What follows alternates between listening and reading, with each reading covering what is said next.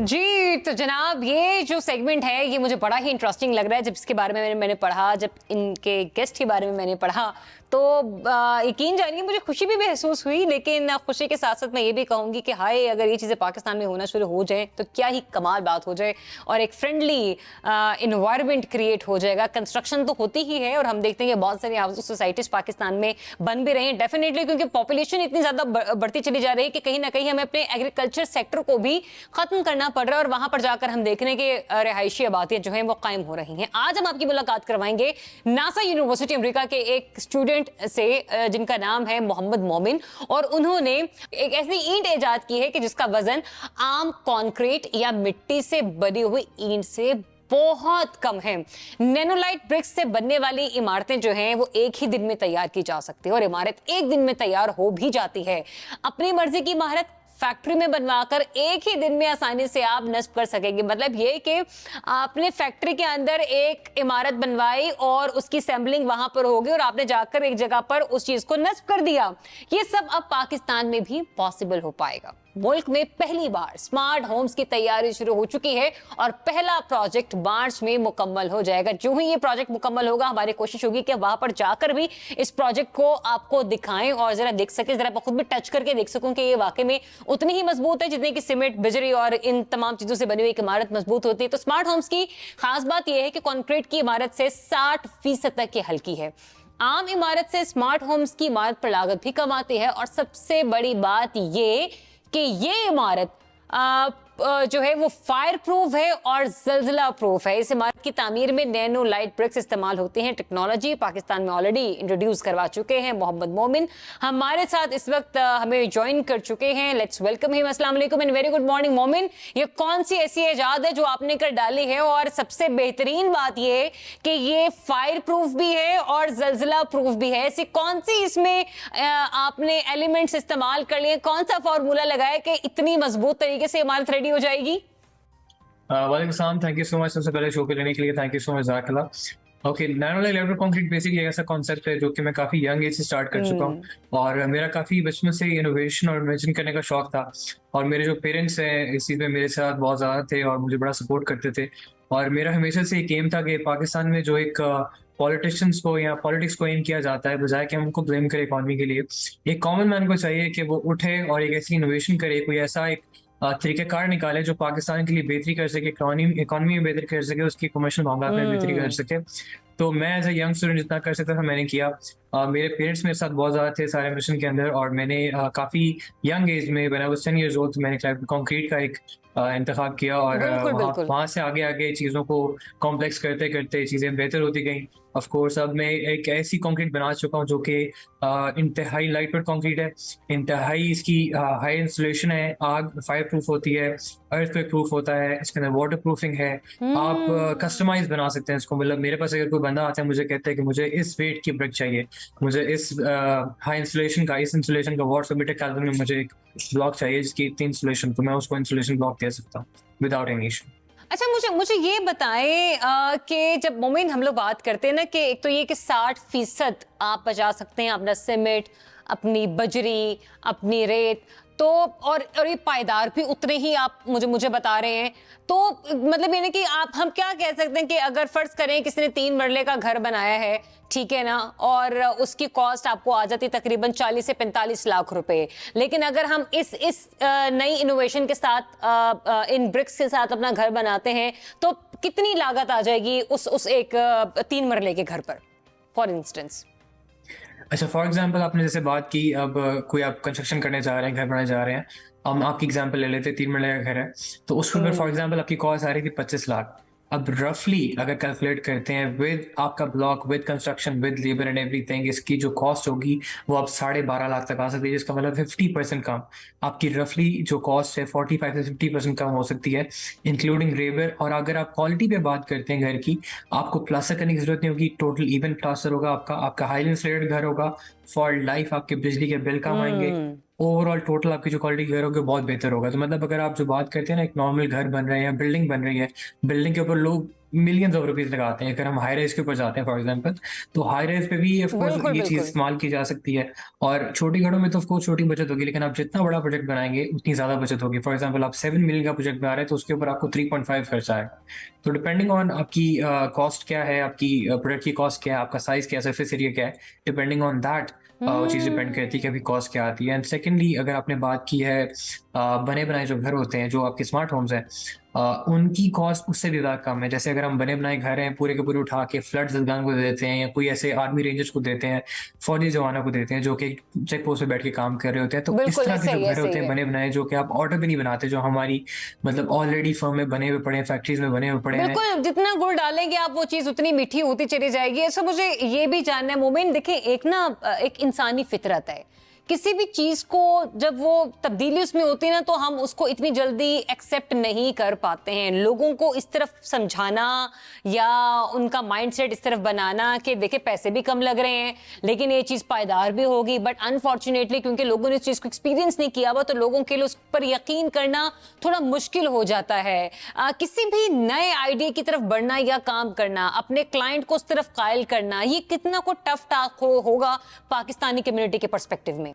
मेरा जो इसको एक्सेप्टेबिलिटी की बात है, जहाँ तक कि मैं चाहता हूँ कि लोग एक्सेप्ट करें।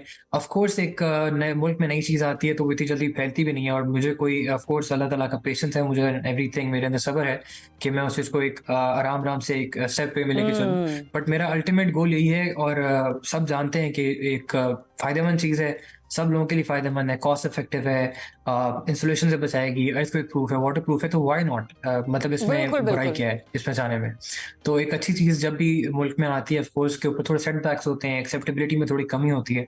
तो I have been doing this for about 10 years now, और अब जाके पहले तो बहुत हार्डशिप थी, अब आहिस्ता आहिस्ता लोग एक्सेप्ट कर रहे हैं इस चीज़ को, अल्हम्दुलिल्लाह, अल्लाह का शुक्र है। अब तो बहुत एक एक्सेप्टेबिलिटी पाकिस्तान में बहुत ज़्यादा इंजीनियर्स आ चुके हैं जो इस चीज़ को डिमांड करते हैं कि हमें मतलब ये चीज़ चाहिए, we want this in hour. इसके अंदर छोटी सी चीज़ मैं ऐड करना चाहता हूँ, इसकी रीसेल वैल्यू, जो वैल्यू पॉइंट है उसके ऊपर मैं बात करना चाह रहा था कि पाकिस्तान में एक्सेप्टेबिलिटी कितनी है इस चीज़ की, कि लोग कितना एक्सेप्ट करते हैं। ये ऑफ कोर्स एक नई चीज़ है, बिल्कुल और ऐसे ही है। काफ़ी नई चीज़ों को लोग एक्सेप्ट नहीं करते, और हम देखते आ रहे हैं काफ़ी 100 सालों से कि पाकिस्तान में ब्लॉक्स और जो एक ईंटों का जो एक माफिया है वो बैठा हुआ है, सॉरी। और वो किसी भी चीज़ को इंट्रोड्यूस करते हैं तो वो लोग एक्सेप्ट नहीं करते उस चीज़ को। लोगों के माइंडसेट ऐसे बन चुके हैं कि वो लोग कोई नई चीज़ को एक्सेप्ट नहीं कर पाते। तो इसकी एक्सेप्टेबिलिटी की बात करूँ, मेरा जो अपना पर्सनल एक्सपीरियंस है, एट फर्स्ट इतना लोग एक्सपीरियंस में इसको एक्सेप्ट नहीं कर रहे थे, इतना लोग इसको नहीं इंड्योर कर रहे थे कि एक नई चीज़ है कैसे लोग करेंगे। बट विद टाइम इसको मुझे ऑलमोस्ट 1 साल हो चुके हैं स्टार्ट करते करते, इसको आइडिया इंट्रोड्यूस कराते कराते।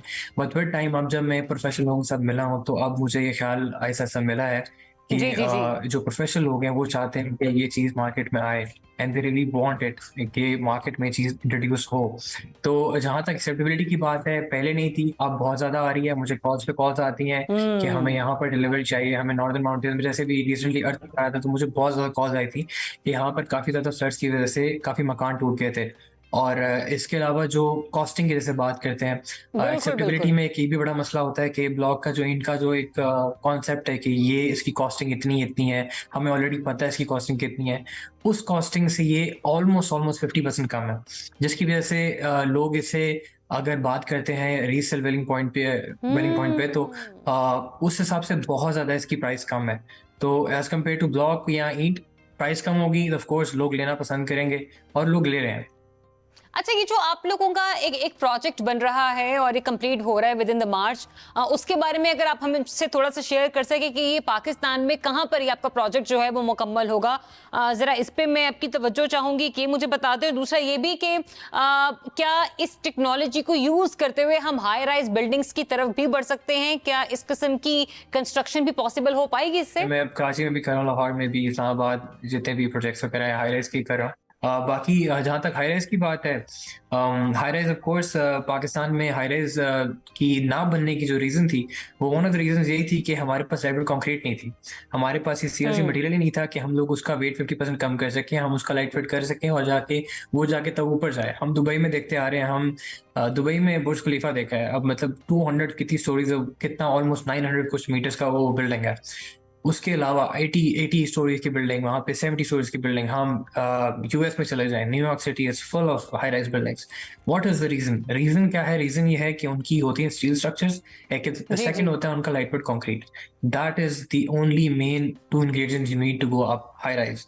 और पाकिस्तान में हाई राइज देखना हमें इसलिए अभी तक नहीं पॉसिबल हुआ क्योंकि ये दो रीजन हमें कभी पूरी हो ही नहीं सकी थी। एक हमारे पास स्टील आ चुका है लेकिन हमारे पास लाइट कंक्रीट नहीं आई थी, बट अब अल्लाह का शुक्र है कि अब 22 सेंचुरी है, इतना भी हम पीछे नहीं है। तो अल्लाह का शुक्र है, बिल्कुल लाइट कंक्रीट बिल्कुल, पाकिस्तान में आ उनकी चुकी है, तरफ तो जा वी सकते कैन हैं, गो हाँ। नाउ अबव बियॉन्ड इमेजिनेशन हम जा सकते हैं। अगर आप चाहें कि यहाँ पे बुर्ज खलीफा से लंबी बिल्डिंग खड़ी करनी है, that is possible now, we can do that. ये जो नैनोलाइट ब्रिक से बनने वाली जो स्ट्रक्चर है, ये इसकी स्पेशलिटी क्या है, इसकी सिग्निफिकेंस क्या है, ये आम इमारत से कितनी मुख्तलिफ होगी? बेसिकली स्मार्ट होम एक ऐसी रेवोल्यूशन है कंस्ट्रक्शन इंडस्ट्री में, हम लोग देखते आ रहे हैं काफी 100 सालों से। हम पाकिस्तान में तो ये बहुत एक काफी पुराना ट्रेंड है कि ब्रिक्स और ब्लॉक्स के ऊपर यहाँ तक कंस्ट्रक्शन होती जा रही है। एज कम्पेयर टू अगर हम जाते हैं इंटरनेशनली, यूरोप देख लेते हैं, अमेरिका देख लेते हैं, और जितने भी आगे पीछे मुल्क हैं, वो सब के सब इस वक्त कन्वेंशनल से हट चुके हैं। और काफी टाइम से ये लोग लाइट वेट कंक्रीट हो गया, वॉल पैनल्स हो गया, ऑटोमेशन सिस्टम के ऊपर आ चुके हैं। पूरी पूरी 3D प्रिंटर्स जो होते हैं वो घर प्रिंट करते हैं, बट पाकिस्तान उस चीज़ में बहुत पीछे है। तो मैं अब इस चीज़ को पाकिस्तान में इंट्रोड्यूस करना चाहता हूँ। पाकिस्तान में हम लोग लेके आए हैं इस वक्त एक ऐसा कंक्रीट, एक ऐसी लाइट वेट पैनल्स लेके आए हैं स्मार्ट होम्स की सूरत हाल में। वो बेसिकली क्या है, उसके अंदर दो तरह के टाइप्स हम बिल्कुल इंट्रोड्यूस करने जा रहे हैं।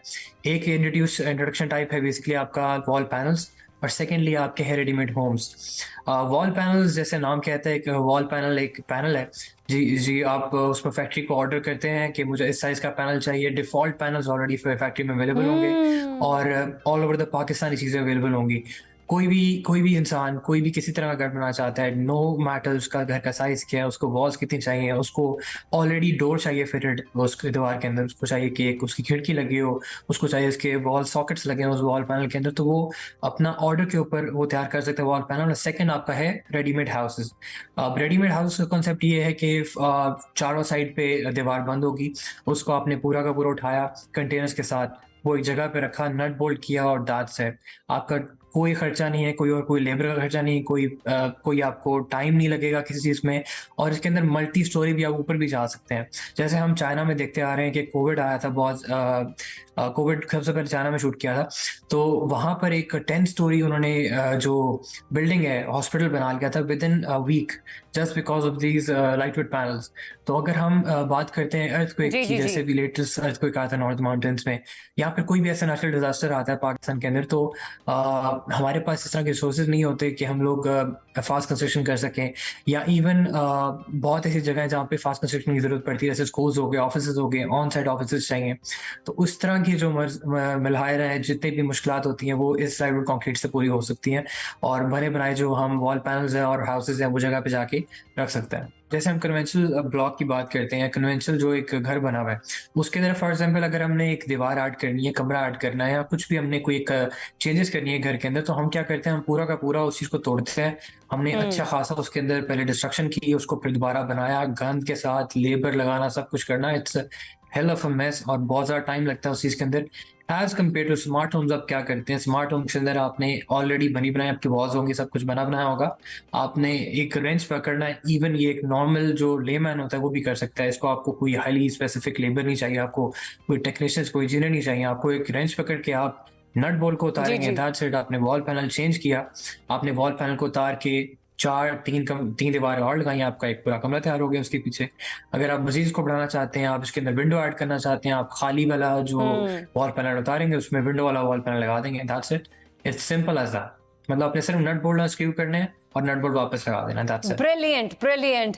मैं इन द लास्ट यही बोलूंगी कि जितनी स्पेसिफिकेशंस आपने मुझे इसकी बता दी है ना, उसके बाद तो मैं कहूंगी कि ये एक मतलब इनके मिडिल क्लास तबका इससे बड़े बेहतरीन तरीके से मुस्तफिद होगा। और डेफिनेटली हर कोई चाहता है कि उसका अपना घर हो, अपनी ज़मीन हो, अपनी छत हो, तो ये लोगों के लिए जो है वो आसानी की सहूलियात पैदा कर सकता है ये प्रोजेक्ट, ये नैनोलाइट ब्रिक्स। और इनिशियली डेफिनेटली कोई भी इंसान हो जब भी वो अपनी कहीं पे इन्वेस्टमेंट कर रहा होता है तो उसकी कोशिश होती है कि हमारी इन्वेस्टमेंट जो है वो सिक्योर हो। और किसी भी नई टेक्नोलॉजी पर भरोसा करना लोगों के लिए इतना जल्दी आसान नहीं होता है, लेकिन कहते हैं कि जब तक आप तजुर्बा नहीं करेंगे, जब तक आप देख नहीं लेंगे अपनी आंखों से, तब तक उस चीज़ पर यकीन करना हमारे लिए इम्पॉसिबल हो जाता है। और जो आपने फायर प्रूफ और जल्जिला प्रूफ जिस तरीके से बात की है इस इमारत के हवाले से या इस टेक्नोलॉजी के हवाले से, वो तो अपलॉडेबल है ही।